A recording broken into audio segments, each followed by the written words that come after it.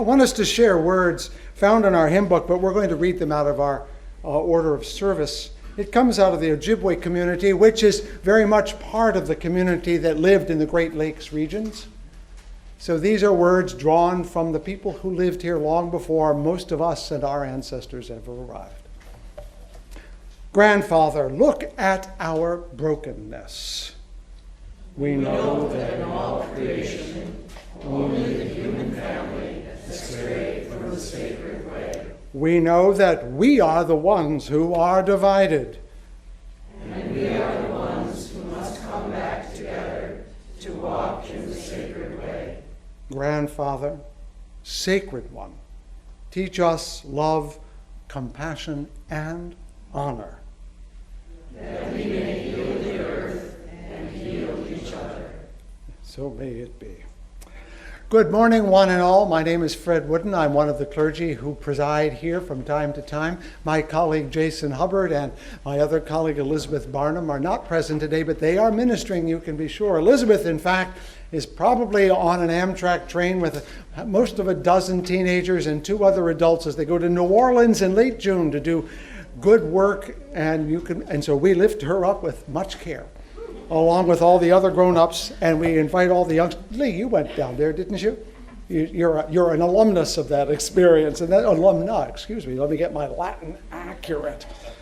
But they're often doing wonderful things because the ministry of this church is larger than Sunday morning. It's larger even than this particular building, of which you can discover much in your order of worship, what we do all week and other things that are coming up. There's stuff going on here all the time, even in summer. We should point out that because we are now on our summer schedule, we are only open on Fridays from 9 to 1. But we nonetheless are still available on certain weekday evenings as we ordinarily are. There are things that you can lift up. We have districts. That means clumps of people who live in various regions, and they're putting on wonderful events all this summer. This is our Lakeside district. You want to go there. And other things are going on hither and thither. I want to welcome our guest speaker, who is not really a guest because Brian is actually a member of this congregation, who ministers to the community that's HIV positive and others who are dealing with those issues. Is that correct, with the RED Project? Yeah, and addiction. And addiction, yes. So if it has to do, yes, and you'll be saying more about yourself, but you may not see him in church a lot, but his ministry is a very real one, and he's a part of our community in a very distinct way. Well, I think I've said all I can get away with right now. I do want to say thank you to Mary Lou Smith, who is not Marilyn Osenchuk. That was Beethoven before. That's why you did not hear the Beethoven. Our music director sadly is under the weather today, but fortunately we have so many versatile members that they can do ministries on a moment's notice, like Mary Lou, who will give us some music to collect our wits and calm our hearts as we work further into our hour of worship.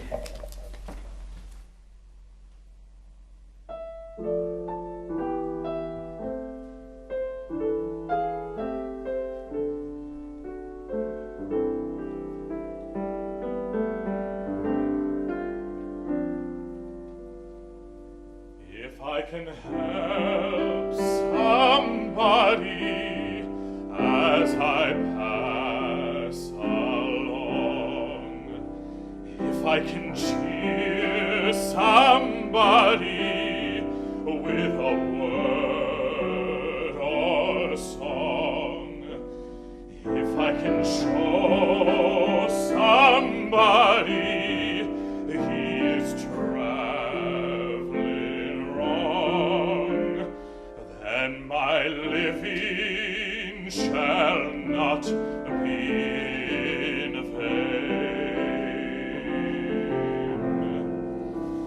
Then my living shall not be in vain.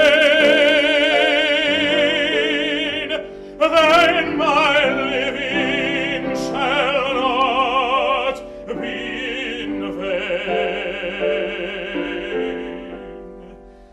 If I can help somebody as I pass along, then my living shall not be in vain.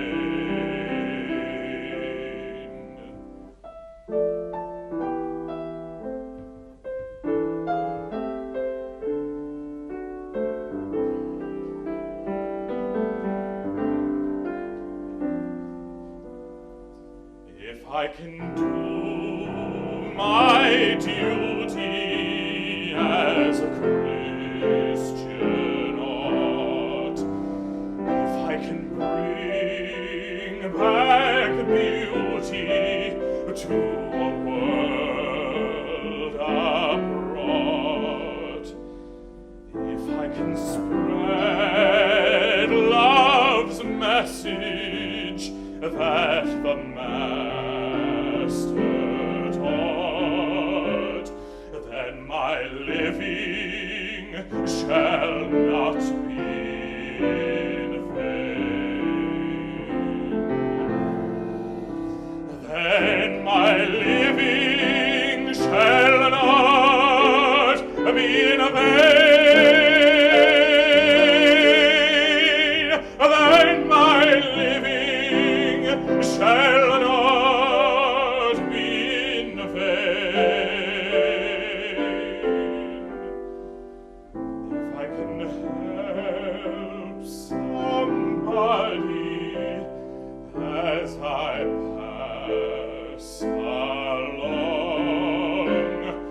then my living shall not be in vain.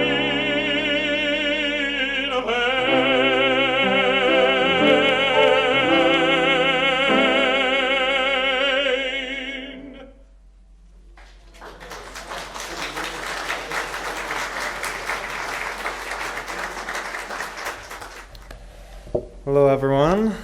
Thank you. So yes, I'm the first guest sermon speaker for the summer series. Not wholeheartedly knowing everything I'm getting myself involved into, but thank you all for being so welcoming. This reading that I've selected for today is an excerpt from a letter by the Dalai Lama most recently. And I selected that really when I was looking at different stories and excerpts or coverage of the tragedy in Orlando, which it touches on, but I also really enjoyed it because it took a larger perspective, not solely focused on the one issue, but how that fits into a larger global perspective as well. So today, there is no end in sight to the horrific violence in the Middle East, which in the case of Syria has led to the greatest refugee crisis in a generation. Appalling terrorist attacks, as we were sadly reminded last weekend, have created deep-seated fear. While it would be easy to feel a sense of hopelessness and despair, it is all the more necessary in the early years of the 21st century to be realistic and optimistic. There are many reasons for us to be hopeful. Recognition of universal human rights, including the right to self-determination, has expanded beyond anything imagined a century ago. There is a growing international consensus in the support of gender equality and respect for women, particularly among the younger generation. There is a widespread rejection of war as a means of solving problems.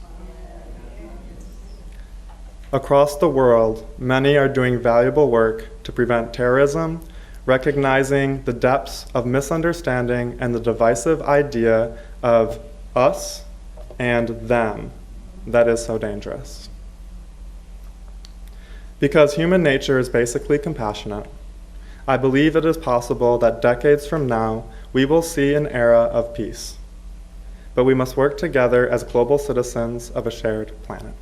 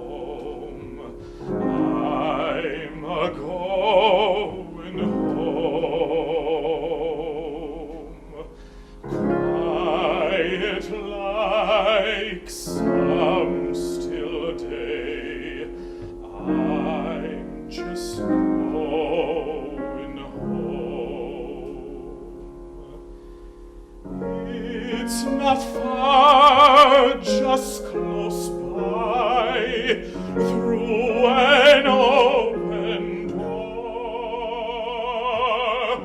Work all done, care laid by, going to fear no more.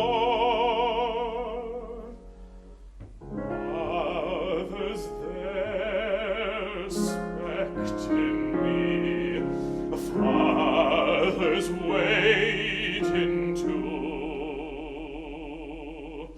Lots of folk gathered there, all the friends I knew.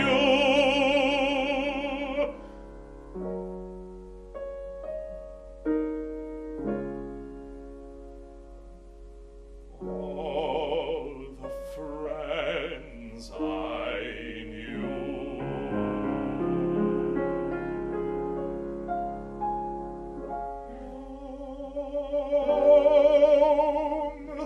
Home, I'm going home.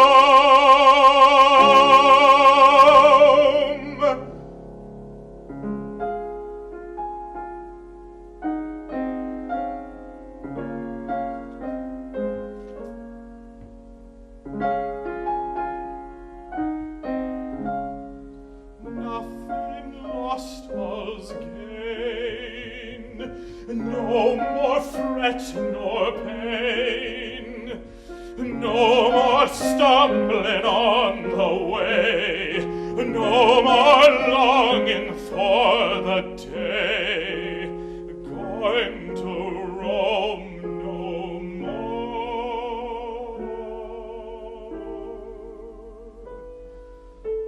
Morning star lights the way, restless dreams all done, shadows gone, break o' day, real life just begun. There's no break, ain't no end, just a living on, wide awake with a smile, going on and on.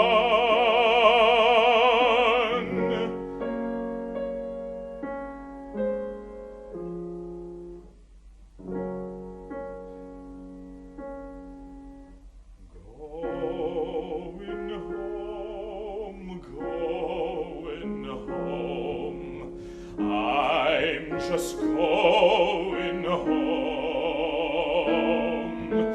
It's not far, just close by, through an open door.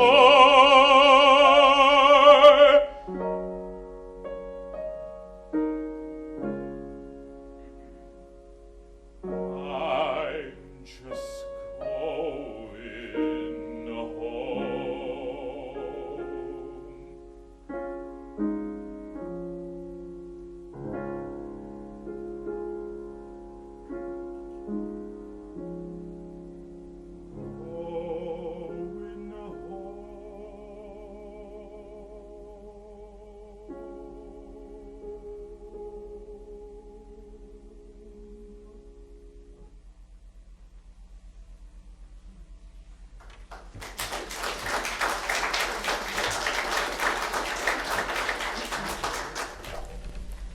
Going Okay, I got the short one out of the way.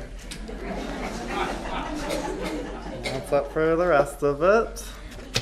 No, when I was first asked to participate in the guest sermon series, I was both honored and delighted, particularly to speak regarding LGBTQ, on the topic of LGBTQ, pride, inclusiveness, knowing that this church is such a welcoming place, and particularly as part of Pride Weekend, of which there's also a block party from 2 to 9 over outside the Children's Museum for families as well, so I'll put that plug in.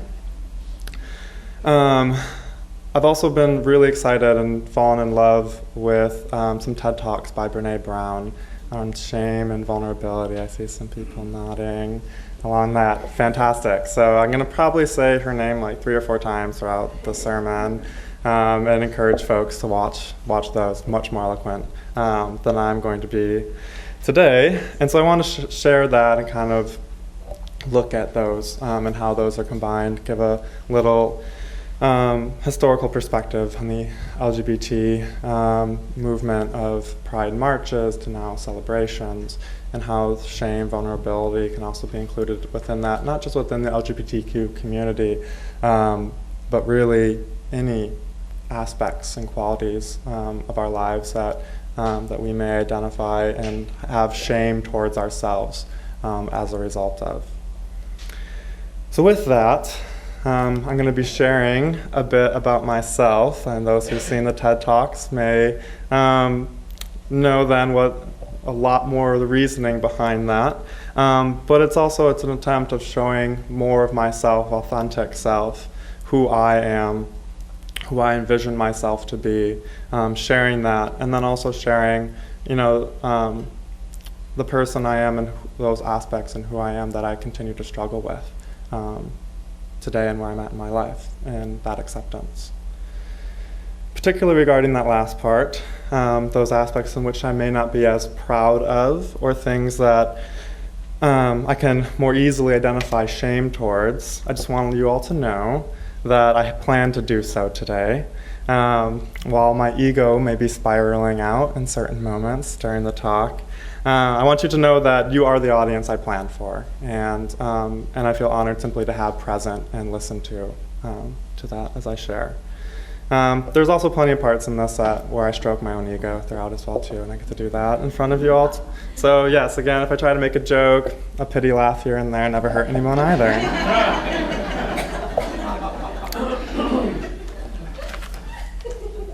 So I talked a little bit about my original vision for the sermon. That's changed a bit, particularly once I started doing more research into everything that Brené Brown was talking about, and my initial thoughts of shame being the opposite of pride probably isn't very accurate. Rather, pride and guilt may be more closely related, and really the opposite of shame being more of a sense of worthiness. And so then when I started thinking about the historical aspects, pride marches and celebrations, it's like, okay, should that be worthiness? Celebrations doesn't quite have the same ring to it. But the nuances in that language actually have huge implications regarding how we feel about ourselves as a person versus how we feel about the actions and the things that we have done or experienced in our lives. Guilt regarding those reactions or outbursts in our lives are very, very different from the shame that we feel regarding a belief that we are not worthy of love, or that we may not be worthy of being liked or accepted within a community. So my talk's gone through some revisions within this whole framework and timeline. And one of the most important things that I've learned through this process and preparing this is the importance of vulnerability and making oneself vulnerable.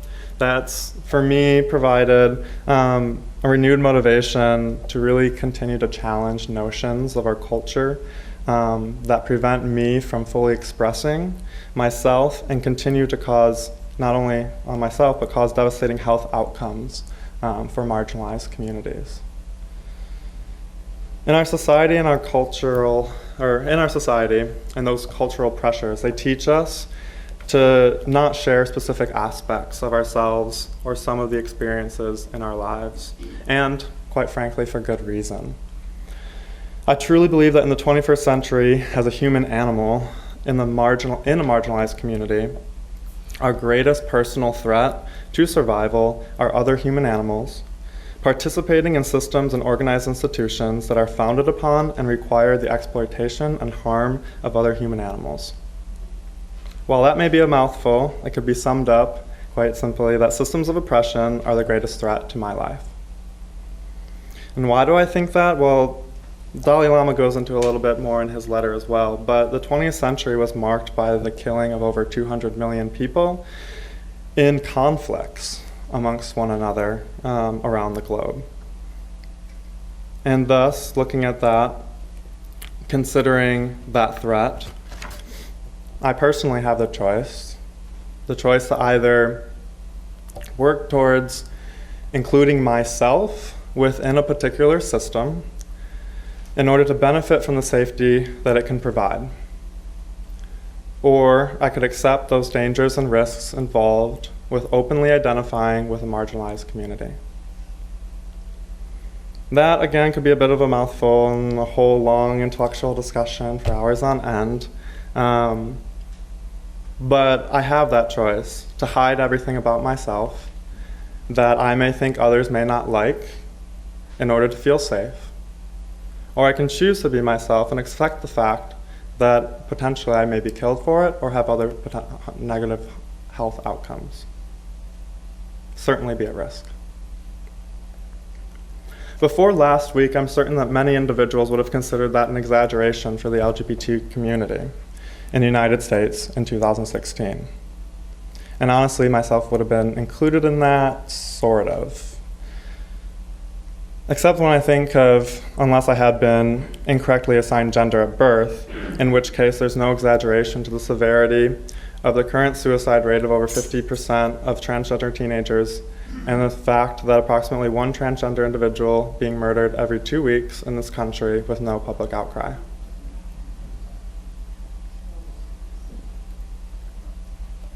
So yet, here I am, and a man in a dress, but also conflicted about doing so as well. So wearing this dress is something that I wanted to do. And wearing traditionally defined feminine clothing, particularly in presentations such as these with an audience, has been something I've wanted to do for quite some time.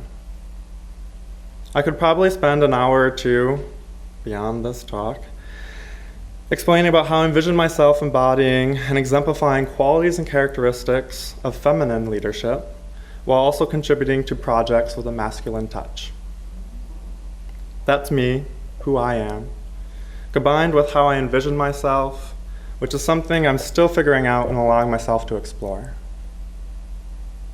It's also something very important to me to mention that I weighed very heavily, and actually my mouth gets dry and I need to get some water. Oops. I really weighed whether this is simply also an act of privilege, one in which I'm able to exercise my free will, despite the pain and suffering that my fellow LGBTQ family members endure with far less rights. So I also welcome all suggestions, criticism, so on and so forth as I continue that journey. Wearing this dress, particularly following the overstimulation of the media coverage from the Orlando tragedy, that would be my opinion at least, also holds a second purpose and meaning this morning. If you're not willing to take risks, this being one that I'll get into more, I'll talk a little bit more about that risk for me and the challenges that it's faced. If you're not willing to challenge traditions, customs, culture that systematically oppress and harm other people, and if you're not willing to identify with, support, and advocate for marginalized communities in which you belong to, then you may be the problem, and you may be contributing to making the world less safe for me. I believe that everyone belongs to some form of stigmatized or oppressed community, whether it be race or gender, neurodiversity, substance use, religious affiliation or non-affiliation, mental health, so on and so forth. If you feel safe, if your advocacy is not challenged by acts of violence in today's day and age, unfortunately, in the early 21st century, and if you do not think that your health and well-being is directly being harmed as a result of simply belonging to a marginalized community, then it is also likely that you may have chosen to participate in systems that perpetuate harm and hate and violence in exchange for the safety that you may feel. The tragedy in Orlando does not make me feel less safe. it does not make me think twice about attending Pride event or going to gay bars. It also doesn't make me think that I should be more careful about sharing that I'm a member of the LGBT community. Clearly, I'm getting up and standing out here in a dress. This is because I'm aware that the policy changes, such as marriage equality, do not end violence. Taking a note from the civil rights movement, there's been still systematic discrimination, racism, violence, and harm perpetuated towards communities of color after more than 50 years since it technically has been outlawed in the US. This is because we have made a decision to choose in a lot of different ways and aspects the safety of systems of oppression, no matter the cost and violence placed on marginalized communities.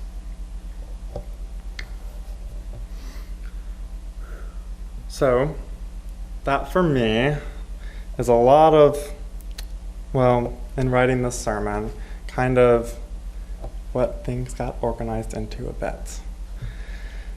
And I've been able to spew some of my opinions and judgments of my mind. I'd say my ego that wants to place it on the world, on the people around me, and on to all of you. But I also continue to be grateful for a mind that's capable of developing strong convictions and identifying separations between groups of people.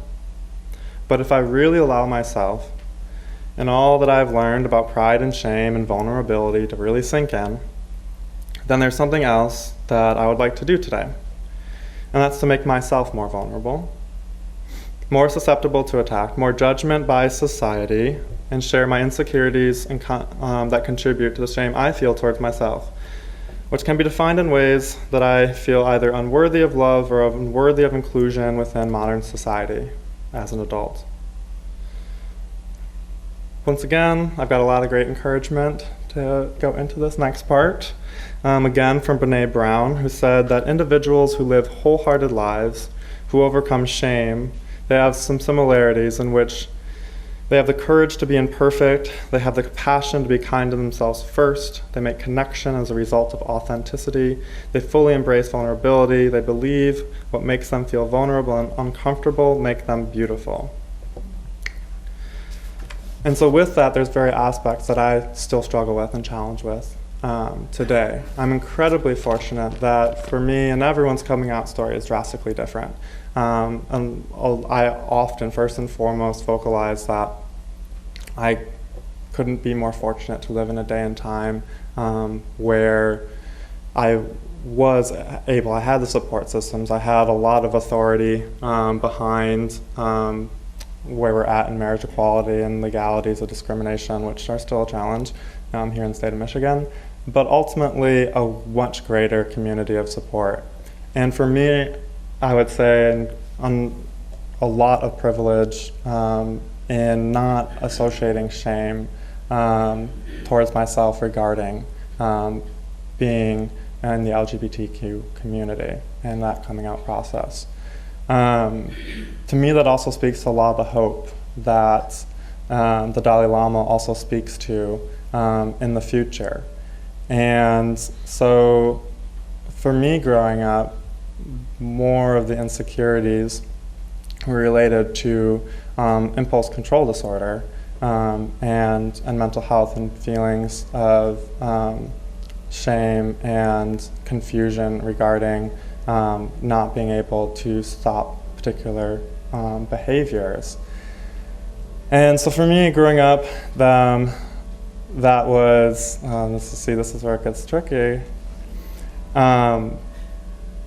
Even though knowing that I'm not alone, or it would be a statistical anomaly for me to be alone in this room, but and here I am like able to say the technical scientific term of mucophagy as opposed to picking your nose and eating it, which is very common in amongst the human population, even amongst adults, far more than I think most people realize.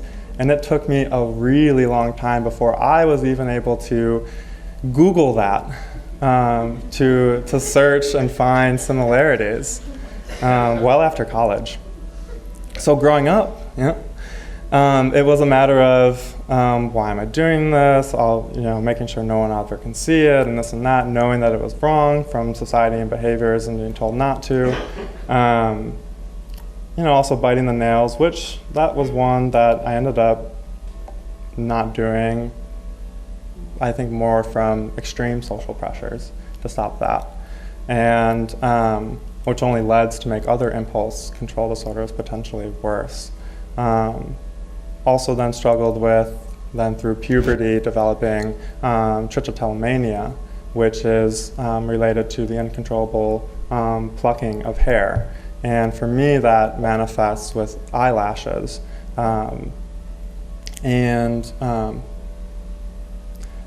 That to me, it really speaks to, again, the hope in the future that these were the issues that for me, I'm working through most of the struggle and the shame. It's really fortunate that I didn't have to go through the LGBTQ in addition to those. And likely those are related in one way, shape, or form based on growing up, being a gay man was not an option in the community that I grew up in. And so I really share that with the hope and the intentions that we can have that, and this is where then it all gets really muddled. That with that we can share and identify more similarities between each other. I also protect myself, even by not sharing that openly and comfortably. I know I'm able to identify and create sympathy with other individuals that are challenged with different mental health conditions or neurodiversity. And a lot of that being from my own experiences.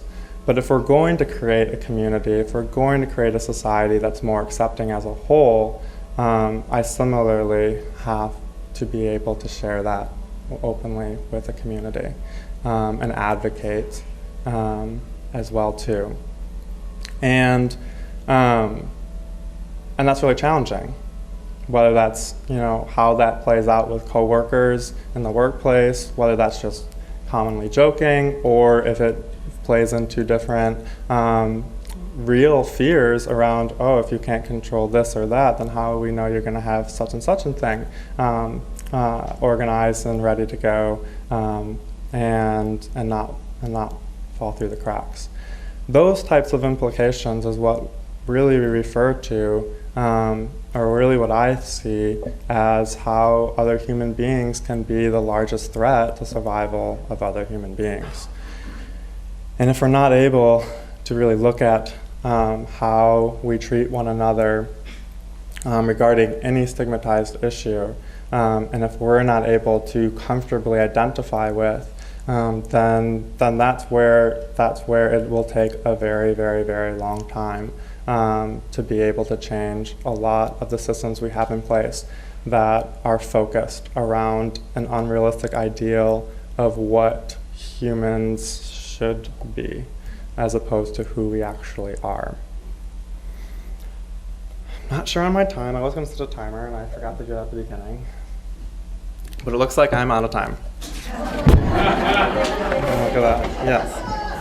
Which, likely, yes. And so, don't worry, I had a backup one to really wrap this stuff up.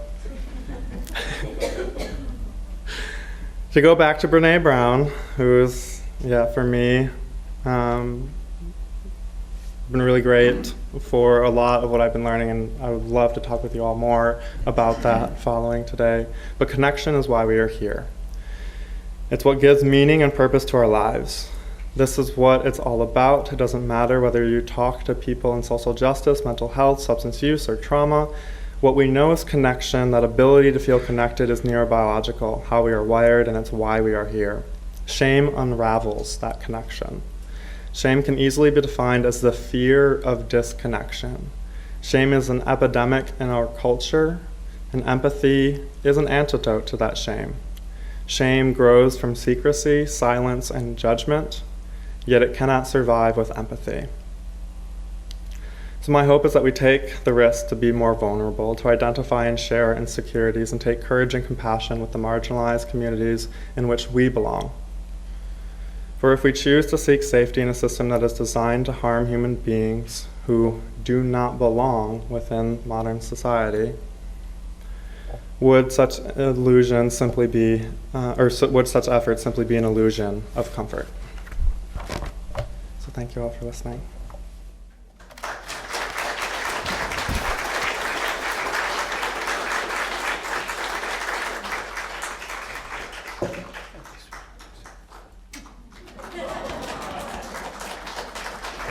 So, do I remember what you just said or quoted, that your imperfections are what make you beautiful? Yes. Then I am flat out gorgeous.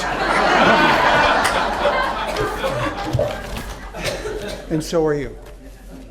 This church there. And I was told a story when I arrived in 1990 that a couple of years before, a bunch of gay men had come in and they had started hanging around, hugging each other and looking affectionate. And they were afraid that this church would be known as a gay church. That was 1990.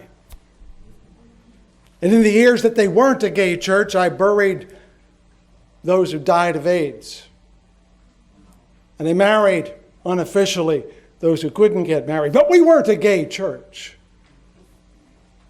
I have from time to time here, introduced elements from black spirituality. And guess what? Every now and then someone has said, oh, we're not a black church, and we shouldn't try to do that. As though somehow the spirituality of other people is their prized possession and we cannot drink from it. I have proposed that we make this very space into an interfaith space. Not for us, but so the Muslims or the Buddhists or others can pray here as Buddhists, as Muslims, on their terms, not ours. And a few people have said, well, that might disturb the design and architecture of this place that is so dear to us. And I hear this, excuse me. I'm not being critical. Please listen to me. We have become a place where on Sunday folks who live on the street come in to have coffee and lounge rather unceremoniously on our couches. And some people feel some unease about that. And in all these cases, I understand why. I really, really do. But we live in a world that has become more fragmented even as it has become more connected. We segregate ourselves even more than we did 50 years ago. Our neighborhoods now look just like us in complexion, in character, in income. I grow ever more sure that this is the wrong path. The atrocities we saw in Orlando, the brutal murder of a member of parliament in Yorkshire, the assassination of free thinkers in Bangladesh, are all the result of an atavistic impulse that is thriving in our times and has been thriving and growing for a generation or two. And if left unanswered and unopposed, will unravel not just the connections between us, but the societies we live in. As important as it is that this place be our place, the people we know and love, the place of safety and acceptance for skeptics and spiritual misfits, it cannot be just that in the future. It must also be a place of safety and acceptance for men who wear dresses, for poor people who need a cup of coffee, for Muslims who need to pray. It has to be truly a house of prayer for all people, even if it makes us a little less comfortable than we would like to be on Sunday. Some place has to answer to the better angels of our nature, and we cannot turn to government to tell us. In fact, it is encouraging us to be otherwise. It can be us that does this, and it is, in fact, in our DNA. But if we don't choose to do it, it will not happen. We can be an enclave of spiritually outsider, largely white, middle-class people who can afford to choose where we live and where we go to school, and can walk with safety through the world unless someone asks us where we go to church. And even then, that is less of a danger and a threat than it was even 20 years ago.